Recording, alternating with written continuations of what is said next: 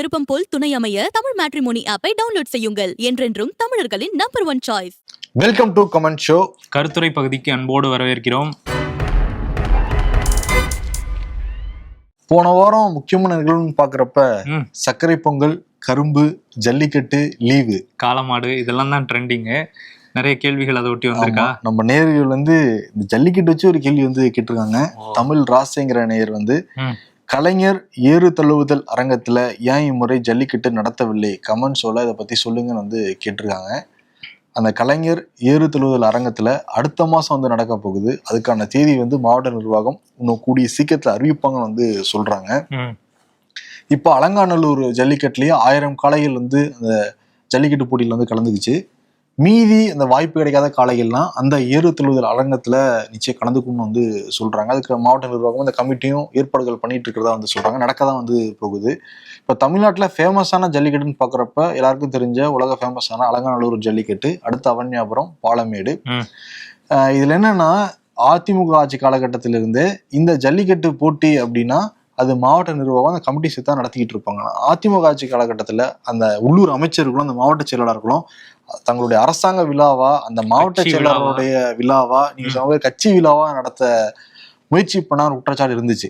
சரி, திமுக வந்த பின்னாடி அது மாறுமான்னு பாக்குறப்போ ரொம்ப அதிகமாயிடுச்சுன்னு சொல்றாங்க. குறிப்பா மதுரையில 2 அமைச்சர்கள் இருக்காங்க. ஒன்னு பிடிஆர், இன்னொருத்தர் மூர்த்தி. பிடிஆர் வழக்கம் போல ஒரு கெஸ்டா கலந்துக்கிட்டு ஹாய் பாய் சொல்லிட்டு கிளம்பிடுறாரு. ஆனா அமைச்சர் மூர்த்தி தன்னுடைய குடும்ப விழா முறையை அதை நடத்துறாரு, எல்லாரையும் கண்ட்ரோல் பண்றாரு. இன்னும் என்ன குற்றச்சாட்டு வைக்கிறாங்கன்னா, அந்த அலங்காநல்லூர் பகுதியில் இருக்கிற அந்த குடும்பங்கள், குறிப்பா 250 குடும்பங்கள் அங்க காளைகளை வளர்த்துறாங்களாம். இப்ப ஆன்லைன் மூலமா தான் நாங்க வீரர்களுக்கும் காளைகளும் அனுமதி கொடுக்கணும்னு சொல்லிட்டு அரசாங்கம் சொல்றாங்க. ஆனா அலங்காநல்லூர் பகுதியில் வளர்க்கப்படுற காளைகளுக்கே 1000க்கு மேல தான் டோக்கனை கொடுக்குறாங்களாம். 1002, 1004 எப்படி கலந்துக்க முடியும்? இன்னொரு பக்கம் என்னன்னா, அந்த லோக்கல் மக்களுக்கு அந்த பார்வையாளர்கள் பகுதியில உட்கார்றது கூட அனுமதி மறுக்கப்படுதான். அவங்களே டிவில உட்காந்து அந்த நிகழ்ச்சி பாக்குறாங்களாம். இப்ப பாரு, எங்க ஊரு திருவிழா அது, இந்த ஜல்லிக்கட்டு போராட்டம் நடத்தினப்ப நாங்க பெரிய அளவுல போராட்டம் எல்லாம் பண்ணோம். நாங்க மாடு வளர்த்துறோம், எங்க மாடையும் அந்த போட்டியில கலந்துக்க வைக்க முடியல, எங்களாலையும் பார்க்க முடியல, எல்லாரும் மாதிரி நாங்களும் டிவில உட்காந்து அதை பாக்குறோம். அதை இவங்க குடும்ப விழா மாதிரி நடத்துறாங்க, கட்சி விழா மாதிரி நடத்துறாங்க. அவங்களுக்கு யார் யாரெல்லாம் ரொம்ப நெருக்கமோ அந்த காளைகளுக்கும் அந்த வீரர்கள் மட்டும் அனுமதி கொடுக்குறாங்க ஒரு குற்றச்சாட்டு இருக்கு. இப்ப அமைச்சர் மூர்த்தி மேல அந்த குற்றச்சாட்டு அந்த பகுதி மக்கள் அதிகமாவே வைக்கிறாங்க. ஏன்னா அந்த காட்சியில நம்ம பார்த்தோம். ஆமா, அலங்காநல்லூர்ல பார்த்தோம். ஏன்னா உதயநிதி ஸ்டாலின் வந்திருந்தப்ப இன்பநிதியும் வந்திருந்தாரு, அவரோட நண்பர்களுக்கு இருக்கை கொடுத்தாங்கலாம், சர்ச்சையாச்சு. இதுல அதிமுகல இருந்து குற்றச்சாட்டுலாம் வச்சிருந்தாங்க. ஜல்லிக்கட்டுக்கு உச்சநீதிமன்றம் வரையும் போராடி போய் அங்க தீர்ப்பு வாங்கிட்டு வந்தவர் தான் ஜல்லிக்கட்டு பேரவையோட தலைவர் ராஜசேகர். அவரே பின்னாடி நிக்க வச்சுட்டு அமைச்சர் மூர்த்தி கண்ட்ரோல் எடுத்துட்டு எல்லாம் பண்ணிட்டு இருக்காருங்கிற குற்றச்சாட்டு இருக்கு. அதை தாண்டி அவரோட சமூக மாடுகள், மக்கள், அவங்களுக்கு மட்டும்தான் முக்கியத்துவம் கொடுக்குறாரு இந்த ஜல்லிக்கட்டு போட்டிகள்ங்கிற குற்றச்சாட்டு இருக்கு. இயக்குனர் ப. ரஞ்சித் கூட பட்டியல் சமூகத்தை சேர்ந்தவங்கள உள்ள களத்துக்குள்ள விடமாட்டேங்கிறாங்கிற குற்றச்சாட்டு எல்லாமும் வச்சிருந்தாரு. ஸோ இதெல்லாம் அமைச்சர் மூர்த்தி மேல உள்ள குற்றச்சாட்டுகள். அலங்காநல்லூர் மக்களும் கோபமா இருக்காங்க. ஆமா, இது பொதுவா நடத்தப்படுற ஒரு விழா, உலகம் முழுக்க ஃபேமஸ் அப்படின்னா எல்லா மக்களுக்கும் வாய்ப்பு கொடுக்கும், எல்லா கலைகளுக்கும் வாய்ப்பு கொடுக்கும். ஆனா ஒரு குறிப்பிட்ட சமூகத்துக்கு மட்டும் வாய்ப்பு கொடுக்கறது, அவங்களுக்கு தெரிஞ்சவங்களுக்கு மட்டும் வாய்ப்பு கொடுக்கறது, தெரிஞ்சவங்களுக்கு மட்டும் முன்னாடி இருக்கை கொடுக்கறது அப்படின்னா அந்த மக்கள் கோபமாக தானே செய்வாங்க. அவங்க நியாயமான கேள்வியில தான் நான் முன்வைக்கிறோம். அது சரி, நம்ம அந்த நேர்கிட்ட கேள்விக்கு வருவோம். கலைஞர் ஏறு தழுவுதல் அரங்கத்துல அடுத்த மாசம் நடக்க போகுது. அதுலயாவது முறையா நடத்துங்க, எந்த விதமான சமூக பாகுபாடும் இல்லாம இது நடத்தி முடியுங்க. ஏன்னா நீங்க தான் மேடைக்கு மேடா சொல்லிக்கிட்டு இருக்கீங்க சமூக நீதி ஆட்சி நடக்குது எல்லாருக்கும் இல்லாமட்டு, அதுபடி கொஞ்சமாவது செயல்படுத்துங்க. ஆமா, கலைஞர் பேர் வச்சுட்டு அதை கூட செயல்படுத்தலைன்னா இன்னும் பெரிய சர்ச்சையா மாறும். மகேஷ் அப்படிங்கிறவர் ஆம்ஸ்ட்ராங் கொலை வழக்கு என்னாச்சு அப்படின்னு கேட்டிருக்காரு. பகுஜன் சமாஜ் கட்சியோட மாநில தலைவராக இருந்த ஆம்ஸ்ட்ராங் கடந்த ஆண்டு கொடூரமா படுகொலை செய்யப்பட்டாரு. தமிழ்நாட்டில் ஒரு பெரிய அதிர்வலை ஏற்படுத்துச்சு. அங்கேருந்து யூபியிலேருந்து லக்னோவிலேருந்து மாயாவதி இங்கே சென்னைக்கு வந்திருந்தாங்க. இங்கே சட்டம் ஒழுங்கே சரியில்லைன்னுலாம் சொல்லிட்டு போயிருந்தாங்க. இந்த பகுஜன் சமாஜ் தலைவரோட கொலை வழக்கில் கிட்டத்தட்ட 20 பேர் அரெஸ்ட் பண்ணாங்க. அரெஸ்ட் பண்ணதில் திருவேங்கடம் அப்படிங்கிற ஒரு ரவுடி மட்டும் என்கவுண்டர் பண்ணி கொலை பண்ணாங்க. அதெல்லாம் நம்ம வந்து செய்திகளில் பார்த்துருப்பாங்க எல்லாருமே. மீதி உள்ள 19 பேர் மேலேயும் இப்போதான் 1 மாதத்துக்கு முன்பு தான் சார்ஜ் ஷீட் வந்து ஃபைல் பண்ணியிருக்காங்க காவல்துறை. ஒரு நீண்ட விசாரணைக்கு பிறகு 1000 பக்கத்துக்கும் அதிகமான சார்ஜ் ஷீட் வந்து கோர்ட்டில் ஃபைல் பண்ணியிருந்தாங்க. கோர்ட்டில் ஃபைல் பண்ணதுக்கப்புறம் என்ன பண்ணுவாங்க அப்படின்னா, அடுத்த ஹியரிங் வரும்போது அங்கே உள்ள அந்த குற்றம் சாட்டப்பட்டவங்க கையிலையுமே வந்து கொடுப்பாங்க, சார்ஜ் ஷீட்டை இலவசமாக கொடுப்பாங்க. ஆனால் போலீஸ் வந்து கொடுக்கல அப்படிங்கிறது சர்ச்சையாக மாறி இருந்தது. இதுக்கு வந்து என்ன சொல்லியிருந்தாங்க போலீஸ் தரப்புலனா, நாங்கள் வந்து சார்ஜ் ஷீட் வந்து 1000 பக்கங்களுக்கு மேலே இருக்குது, இலவசமாக கொடுக்கணும்னா நிறைய வந்து 19 பேருக்கும் கொடுக்க முடியாது, நாங்கள் டிஜிட்டல் முறையில் பென்ட்ரைவில் கொடுக்குறோம் அப்படின்லாம் சொல்லியிருந்தாங்க. இல்லை பென்ட்ரைவில் கொடுத்தா நாங்கள் எப்படி பார்க்குறது, என்ன சிறைக்குள்ள எங்களுக்கு லேப்டாப்பாக இருக்குது அப்படின்லாம் கூட குற்றம் சாட்டப்பட்டவங்க கேட்க, வைஃபை கனெக்ஷன் தான் இருக்கா, அது சில பேருக்கு இருக்கும், அந்த மாதிரி இல்லையே நாங்கன்னு சொல்லி அவங்க கேட்க, அவங்களுக்கு வந்து அப்புறம் கொடுத்துட்டாங்க. இப்போ அவங்க வக்கீல்கள் வந்து ஒவ்வொரு ஆளுக்கும் ஒவ்வொரு வக்கீல் வச்சிருக்காங்க. குறிப்பாக வந்து நாகேந்திரன், பொன்னை பாலு, ஆற்காடு சுரேஷோட தம்பி, இவங்கெல்லாம் தான் வந்து முக்கிய குற்றவாளிகளாக அங்கே இருக்காங்க. இவங்க எல்லாமே இப்போ வந்து வக்கீல்களை வச்சு விசாரணை வந்து நடந்துகிட்டு இருக்கு. கோர்ட்டில் வந்து விசாரணை வந்து இப்போதான் சார்ஜ் ஷீட் ஃபைல் பண்ணி நடந்துகிட்டு இருக்கு. இதுக்கப்புறம் குறுக்கு விசாரணை எல்லாம் நடக்கும். நடந்ததுக்கப்புறம் தான் ஒரு ஜட்ஜ்மெண்ட் தேதி வந்து ஒன்று குறிப்பிட்டு அன்னைக்கு வந்து தீர்ப்பு வரும். ஸோ வந்து இது ஒரு நீண்ட நெடிய விசாரணையாக இருந்ததுனால 1 மாதத்துக்கு முன்பு சார்ஜ் ஷீட் பதிவு பண்ணப்பட்டு அந்த விசாரணை கோர்ட் ட்ரையல் வந்து போய்கிட்டு இருக்கு. இதுக்கப்புறம் கிராஸ் எல்லாம் நடக்கும், கிராஸ் ட்ரையல் இதெல்லாம் விசாரணையெல்லாம் நடந்ததுக்கு அப்புறம் தான் ஒரு முடிவுக்கு வந்து நீதிபதி வந்து தீர்ப்பு கொடுப்பாரு. இதுதான் இந்த வழக்கோட நிலைமை. இதுல என்னன்னா, இந்த ஆம்ஸ்ட்ராங்கோட நண்பர்னு சொல்ல போற அந்த பாம் சரவணன் அவரையும் வந்து காவல்துறையை கைது பண்ணியிருக்காங்க. ஏன்னா கேங் வாய் ஆயிடக்கூடாது அப்படின்னு. இதை பத்தி டீட்டெயிலா நம்ம இம்பர்ஃபெக்ட் ஷோல பேசுவார்ல வெங்கட், அவரும் பொன் குமரகுருபரன் ஜூனியர் விகடனுடைய உதவி பொறுப்பாசிரியர், அவரும் வந்து பேசியிருக்காங்க. அந்த வீடியோ விகடன் டிவியில வெளியே இருந்திருக்கு, சில பேர் பார்த்துருப்பீங்க. பார்க்காதவங்களுக்கு வந்து அந்த லிங்க் வந்து முதல் கமெண்ட்லையும் டிஸ்கிரிப்ஷன்லையும் நாங்கள் கொடுக்குறோம், பாருங்க. சிவகுமரன்கிற என்ன கேட்டிருக்காருன்னா, திமுக அரசு ஏன் சட்டசபை கூட்டத்தை அதிக நாட்கள் நடத்துவதில்லைங்கிறத கேட்டிருக்காரு. இதேதான் வந்து திமுக எம்எல்ஏக்களே வந்து கேட்கறாங்க. ஏன்னா 4 வருஷம் ஆகியும் பல எம்எல்ஏக்கள் இது வரைக்கும் சட்டமன்றத்துல பேசாத எம்எல்ஏக்கள்லாம் இருக்காங்களாம். உதயசூரன் நின்று மக்கள் பிரச்சனையை அட்லீஸ்ட் பேசாத எதிர்கட்சிகள் வாய்ப்பு கொடுக்க முடியலன்னா அது ஒரு சின்ன அரசியல் இருக்குன்னு நம்மளால புரிஞ்சுக்க முடியுது. உதயசூரன் நின்று ஜெயிச்சவங்கனாலே சட்டமன்றத்துல அந்த மக்களுக்கு என்ன தேவைங்கிறத பேச முடியலன்னா எந்த ஒரு நிலையில இருக்குன்னு பார்த்துக்கோ தமிழ்நாடு சட்டமன்றம். திமுக கொடுத்த வாக்குறுதிகள்ல ஒண்ணு, நாங்க ஒவ்வொரு வருஷமும் 100 நாட்கள் சட்டமன்றத்தை நடத்துவோம். அதிமுக ஆட்சி காலத்துல நடத்தவே கிடையாது. வந்து குரல் வாக்கெடுப்பு மூலமா ஒரே நாள்ல 40 சட்டங்கள்லாம் பாஸ் பண்றாங்க. அந்த மாதிரி ஜனநாயகத்துக்கு விரோதமான செயலை நாங்க வந்து செய்ய மாட்டோம், ஜனநாயகம் எப்படி நடப்போம் எல்லாம் ஆட்சி வந்தாங்க. ஆனா அந்த 400 நாட்கள் ஆயிருச்சு. அவங்க சொல்றபடி கணக்கு பாக்குறோம் 400 நாட்கள் நடத்திருக்கணும் இந்த 4 வருஷத்துல.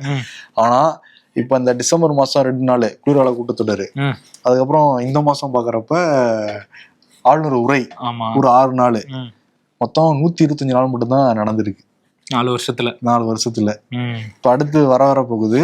இதுதான் வந்து இந்த 2 நாள் நடத்தினாங்கல்ல, அப்ப எதிர்கட்சி தலைவர் எடப்பாடி பழனிசாமி சபாநாயகருக்கே கேட்டாரு, இதை நீங்க 400 வருஷத்துக்கு 100 நாள் நடத்துறேன்னு நீங்க சொன்னீங்க, 400 நாள் ஆயிருச்சு, 400 நாட்கள் நடத்திருக்கணும், நீங்க ஏன் நடத்தலைங்கிறது. அதுக்கு என்ன சொல்றாருன்னா, நீங்க உங்க ஆட்சியில வந்து அப்ப நீங்க நடத்தவே இல்லை, விவாதமே இல்லாமலாம் நடைபெற்றது, இப்ப ஏன் அவ்வளவு நடத்த முடியல, நாடாளுமன்ற தேர்தல் வேற வந்துருச்சு, அதெல்லாம் கிளம்பி போயிட்டதுனால எங்களால அவ்வளவு தூரம் நடத்த முடியல அப்படின்னு மாதிரி சபாநாயகர் சொல்லியிருக்காரு, பதிலாம் சொல்லியிருக்காரு அவரு.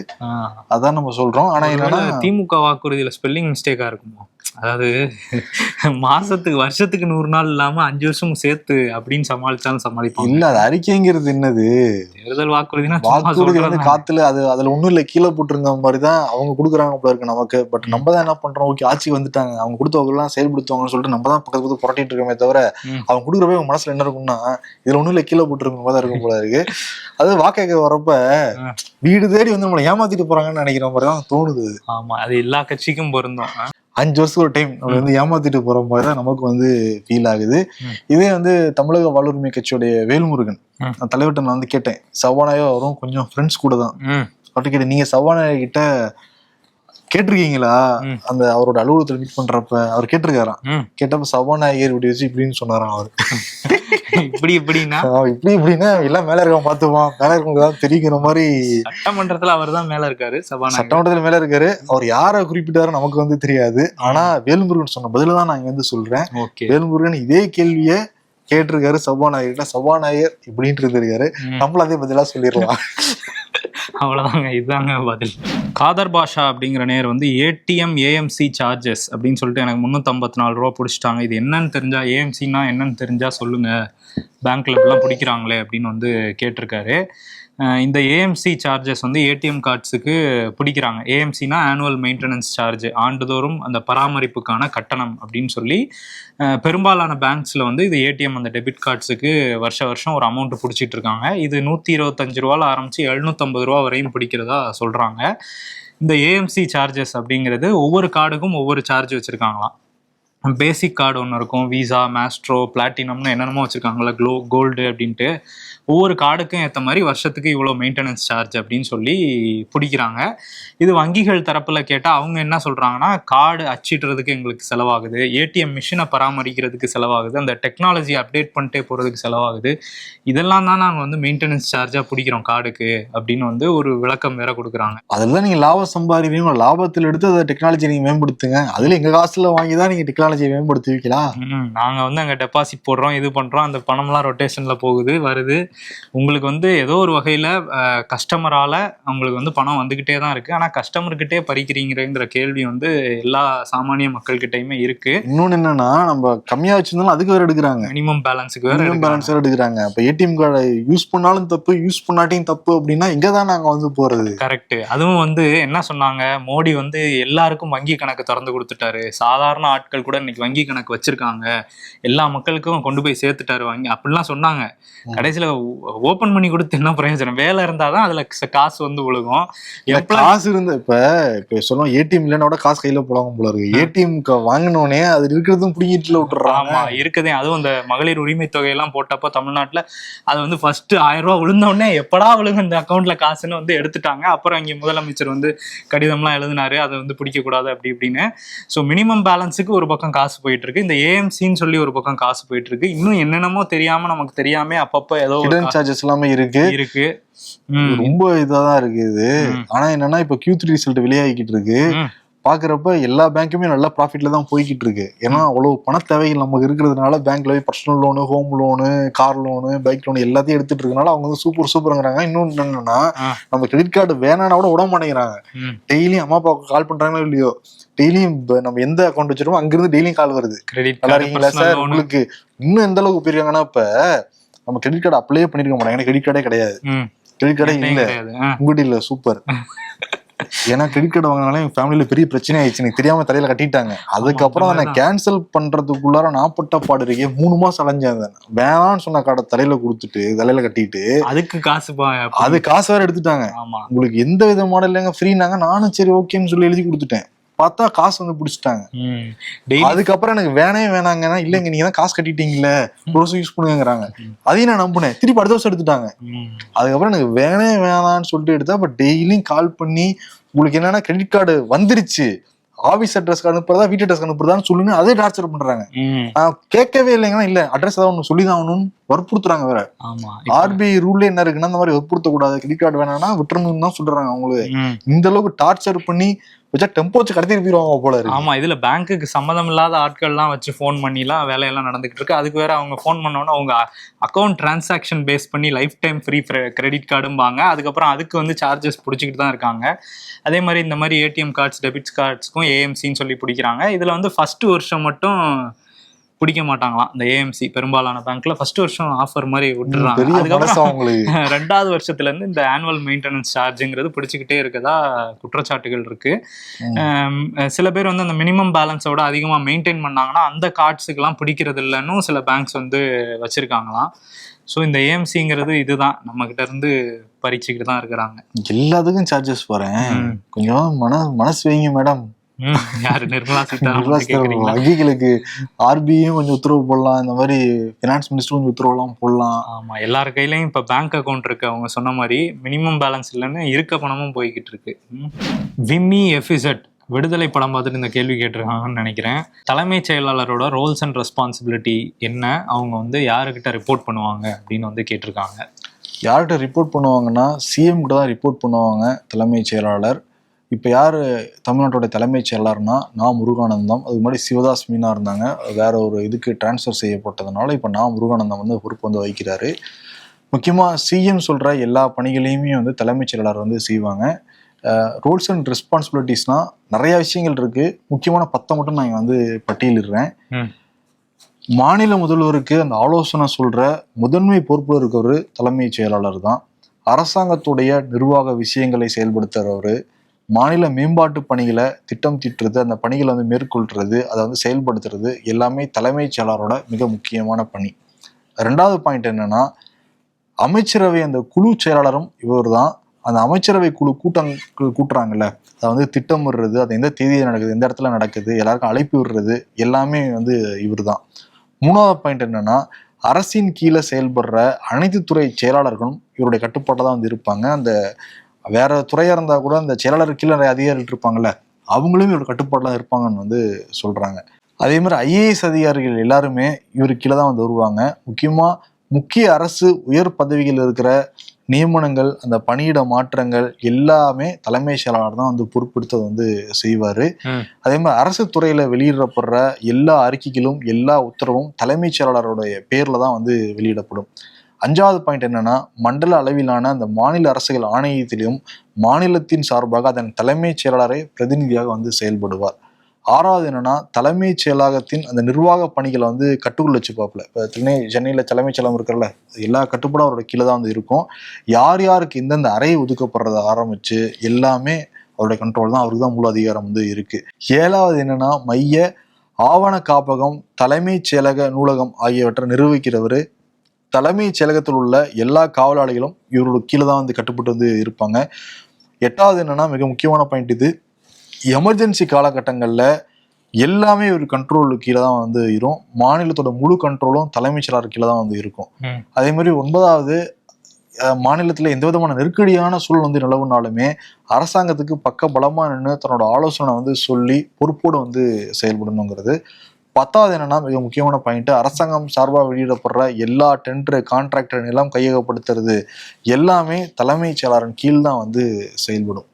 இப்போ கூட ஒரு உத்தரவு வந்து போட்டிருந்தாரு முருகானந்தம், எல்லா மாவட்ட கலெக்டர்களுக்கும் மக்கள் ஏதாவது ஒரு மனு கொடுத்தாங்கன்னா 1 மாசத்துக்குள்ள அந்த மனுக்கு நீங்க தீர்வு கொடுத்துருக்கணும், அந்த மனுவுக்கு தீர்வு காணப்பட்டிருக்கணுங்கிற உத்தரவுலாம் வந்து போட்டிருக்காரு. அல்டிமேட் ஒரு ஃபோர்ஸா தான் இவங்க இருப்பாங்க, சீஃப் செக்ரட்டரிஸ். அவங்களுக்கு மேலதான் முதலமைச்சர்கிட்ட அவங்க வந்து ரிப்போர்ட் பண்ணணும். இதுதான் அவங்க கேட்ட கேள்விக்கான பதில். ராஜீவ் மேனனை வந்து விடுதலை படத்துல பார்த்துட்டு கேட்டிருக்காங்கன்னு தோணுது இந்த கேள்வியை பார்க்கும்போது. இந்த வாரம் கமெண்ட் ஷோ நிச்சயம் உங்களுக்கு பயனுள்ளதாக இருந்திருக்கும் நாங்கள் நம்புகிறோம். அப்படி இருந்துச்சுன்னா அவங்க நிறையா ஃப்ரெண்ட்ஸுக்கு வந்து இந்த வீடியோ வந்து ஷேர் பண்ணுங்கள். உங்கள் கருத்துக்களை வந்து மறக்காமல் பதிவிடுங்க. நன்றி. திருமணம் எனும் இணைய சங்கமம். உங்களுக்கு ஏற்ற ஒரு பார்ட்னரை தேர்வு செய்ய சரியான இடம் தமிழ் மேட்ரிமோனி ஆப். தமிழர்களின் நம்பர் 1 சாய்ஸ். இன்றே டவுன்லோட் செய்யுங்கள். விருப்பமான துணையை தேர்ந்தெடுங்கள்.